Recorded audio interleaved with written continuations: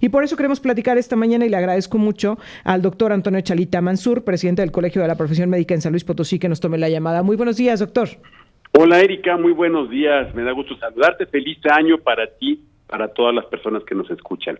Igualmente, doctor, que sea un gran año y sobre todo con mucha salud, que es lo que todos deseamos. Dime una cosa, ¿cómo nos fue al cierre del 2023 en la incidencia de enfermedades respiratorias y a qué nos estamos enfrentando en el inicio de este año? Fíjate que las enfermedades respiratorias desde finales de diciembre a la fecha aumentaron de forma considerable. De hecho, pues los médicos hemos observado que pues casi el 80% de los pacientes que llegan a nuestros consultorios es por alguna enfermedad respiratoria y pues principalmente por los virus que pues actualmente están atacando a nuestra comunidad, que es el virus de la influenza, el virus sincicial respiratorio que antes solamente le daba a los pequeñitos de edad menores de 6 meses de edad, ahora pues ya le puede dar a cualquier persona y puede llegar a causar traqueitis, bronquitis, pues problemas severos de vías respiratorias y pues COVID-19 con su variante Omicron. Entonces, muy importante el repunte de enfermedades respiratorias en los últimos días en nuestro estado, Erika. Ahora me quiero detener en esta parte porque ya lo decías, en algún momento hemos dicho, bueno, pues el mayor riesgo lo tienen los más pequeños o los adultos mayores, pero hoy leyendo precisamente esta incidencia, ¿cuál es el sector de la población que está en más riesgo? Pues siempre los extremos de la edad de las personas, los más pequeñitos, los más ancianitos, o las personas que tienen alguna inmunodeficiencia, que tienen deprimida su sistema inmune, sus defensas, pues están en mayor riesgo de poderse agravar. Entonces, pues muy importante, o sea, el Colegio de la Profesión Médica del Estado de San Luis Potosí sí recomienda varias cosas a la población. Uno, la protección. Usar siempre el cubrebocas en lugares cerrados, aunque pues no sea ya una obligación, ¿verdad? Sí. En nuestro estado, que se haya dicho que sea una obligación, nosotros sí recomendamos que las personas usen su cubrebocas en lugares públicos, en lugares cerrados. ¿Esto incluiría las aulas, los salones en donde estarán de regreso los niños y los jóvenes? Definitivamente, todos los niños y todos los jóvenes deberían de tener un cubrebocas en sus aulas. Eso es definitivo. Las infecciones están el repunte es muy importante y sí se están viendo casos severos de traqueitis, bronquitis, neumonías. Entonces yo desde esta plataforma del Colegio de la Profesión Médica, la verdad sí recomendamos que las personas que vayan a clases, que vayan a entrar a sus salones de clases, traigan un cubrebocas. Y las medidas generales de aseo, lavarse sus manos de forma continua, usar el gel antibacterial o antiviral, ¿verdad? Que siempre es muy útil para no contagiar las secreciones entre una persona y otra. Mejor no saludar de beso, mejor no saludar de mano. Cuando vaya uno a agarrar alguna perilla de alguna puerta o algún escritorio o algún lugar, después de eso lavarse las manos bien con agua y jabón. Todas esas medidas son importantísimas para evitar el contagio de enfermedades respiratorias en estos días. Ahora, doctor, buenos días. Solamente precisar entonces, ¿fue influenza la enfermedad que entonces estuvo predominando más en estos días entre la población? Jonathan, ¿cómo estás? Mira, según las estadísticas, el 80% de las enfermedades respiratorias que se han visto en los últimos días es influenza. Uh-huh.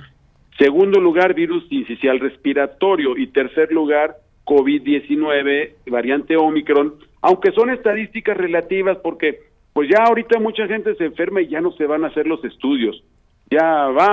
Como ya no es una enfermedad así demasiado grave como el COVID al principio, pues ya no van y ya no se hacen una prueba. Entonces son estadísticas muy relativas, no son muy confiables, pero pues es lo que se habla, ¿verdad? Que este es el esquema de enfermedades que se está viendo en la actualidad. Una parte que nos mencionaba era que llegó a los menores que se infectaron, que se enfermaron en estos días, que ya viene el regreso a clases, como lo menciona Erika, pero que todavía se encuentran saliendo de la enfermedad. ¿Qué hacer? ¿Esperar hasta que se recuperen en casa o pueden realizar algunas actividades? Insisto, quienes van saliendo, porque obviamente si ya están muy enfermitos, pues no sacarlos. Esto lo digo por el tema vacacional y que luego inmediatamente van a entrar a la escuela. ¿Qué hacer en esa parte, doctor? Mira, lo más recomendable es que hasta cuando el paciente ya esté completamente recuperado, el niño en este caso, que no tenga secreción nasal, que no tenga tos, que no tenga fiebre, absolutamente nada de eso, entonces que se presente a la escuela. Pero antes de esto no es recomendable, porque bueno, uno es que sí se puede agravar, puede recaer en la enfermedad, y la otra pues es que va a contagiar a los demás, y al rato pues la ausencia de niños ahí en la escuela va a ser mucho mayor. Ahora, el tema de la vacunación, doctor, porque, a ver, nos dices la mayor incidencia fue de influenza y es un tema para el que tenemos vacuna desde hace años. Uh-huh. El asunto es, realmente nos estamos vacunando, ahora también para COVID ya ha llegado, sobre todo en las clínicas pediátricas en donde tienen los certificados y cumplen las condiciones para la vacunación, sabemos que ya está ahí, en varias farmacias ya está disponible el tema de la vacuna contra el COVID.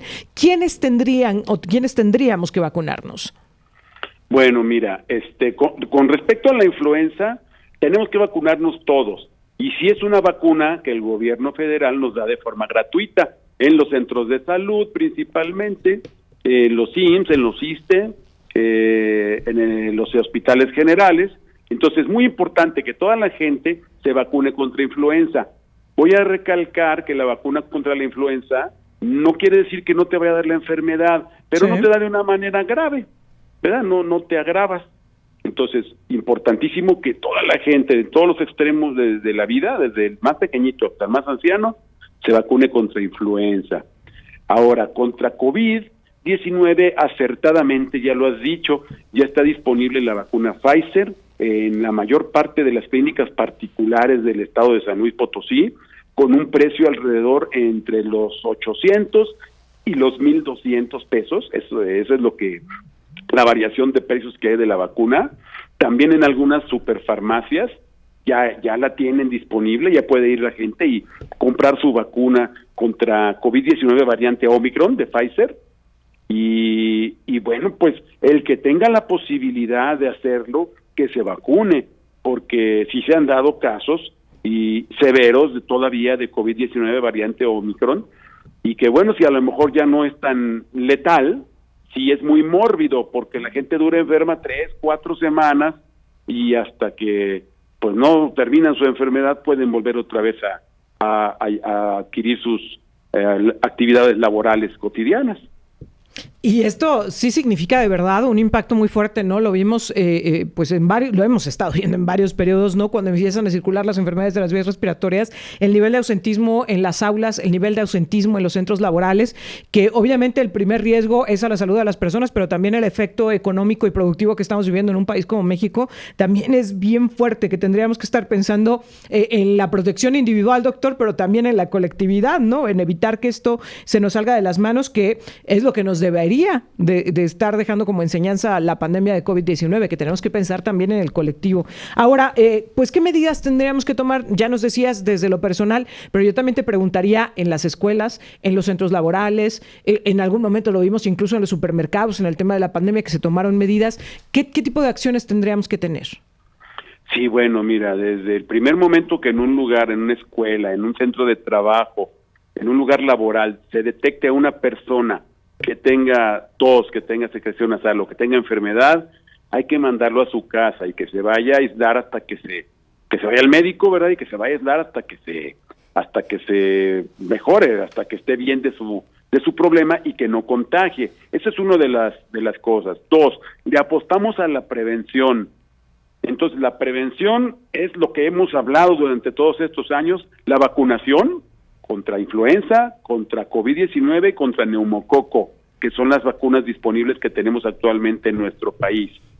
Segunda, el uso de cubrebocas, el uso de gel antibacterial, el lavado frecuente de manos y evitar el contacto físico entre las personas hasta que pues pasen todos estos días de fríos y enero, tú sabes que es muy mórbido en enfermedades respiratorias, principios de febrero, por los vientos. Entonces eso es a lo que tenemos que apostar, a la prevención.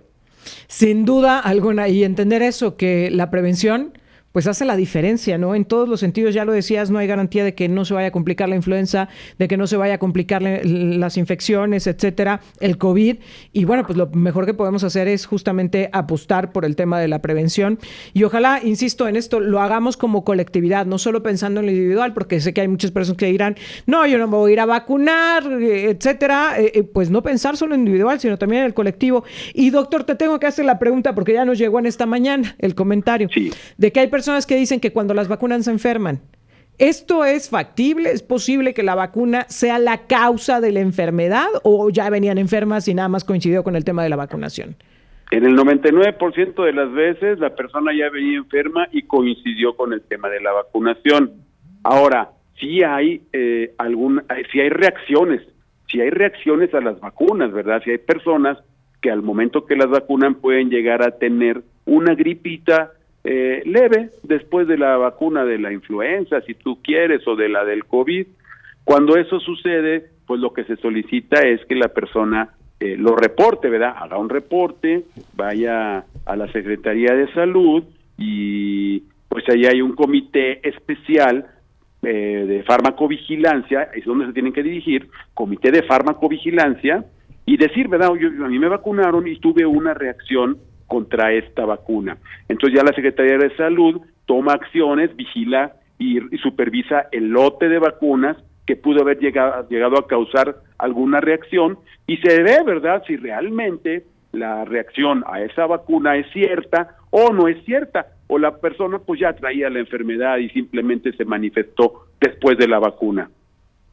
Doctor, pues yo te agradezco mucho que nos permitas platicar contigo y finalmente también otra de las preguntas que nos hacen llegar es ¿qué tenemos que vigilar del lugar en donde nos vamos a vacunar contra COVID? Porque están recordando aquel hecho donde durante la pandemia había quien ofrecía vacunas y resultó pues que no eran reales, pues que vaya usted a saber qué era lo que estaban inyectándole a la gente. ¿Qué tenemos que cuidar del centro donde decidimos ir a vacunarnos? Muy buena pregunta, Erika. Fíjate que es muy importante que sean lugares reconocidos, lugares de prestigio. Te digo, hospitales particulares, ya casi todos la tienen, los que se dedican a eso. Que sean farmacias también de renombre, que sean reconocidas. Y bueno, pues a veces en algunos consultorios también pediátricos principalmente, hay pediatras que pues se dedican también a eso, a aplicar vacunas, o consultorios particulares de médicos generales también. Generalmente cuando es en un consultorio particular de un médico que tiene su cédula profesional, que tiene sus registros, pues que es un médico ya reconocido, normalmente no hay ningún problema, ¿verdad? El médico tiene ya su proveedor, que es un lugar donde distribuyen las vacunas, que pues le llevan la vacuna y el médico aplica la vacuna correcta. Ahora, si se van a ir a vacunar alguna pues no sé qué decirte, ¿verdad? Algún lugar donde no tiene un registro sanitario, que es un lugar donde no hay un registro, donde la Secretaría de Salud no lo supervisó, no dijo aquí se pueden aplicar vacunas, aquí se pueden vender medicamentos, pues ahí no se vacunen. En ese lugar donde no hay un registro pegado en la pared, porque tiene que estar en la entrada, pegado en la pared el registro, ahí mejor no se vacunen, porque puede ser que la vacuna sí sea apócrifa. Uy, doctor, pues a tener mucho cuidado y sobre todo, pues siguiendo las recomendaciones que tú ya nos decías, tratar de mantenerlos lo más sanos posibles y en caso de presentar enfermedades, pues aislarnos para evitar los contagios colectivos. Te agradezco mucho, doctor. Erika, un gran abrazo y pues los mejores deseos de éxito y felicidad y amor en este 2024. Igualmente para ti, doctor. Muchas gracias y a todos tus afiliados. Muy buenos días. Hasta luego, Erika. Hasta luego, Jonathan.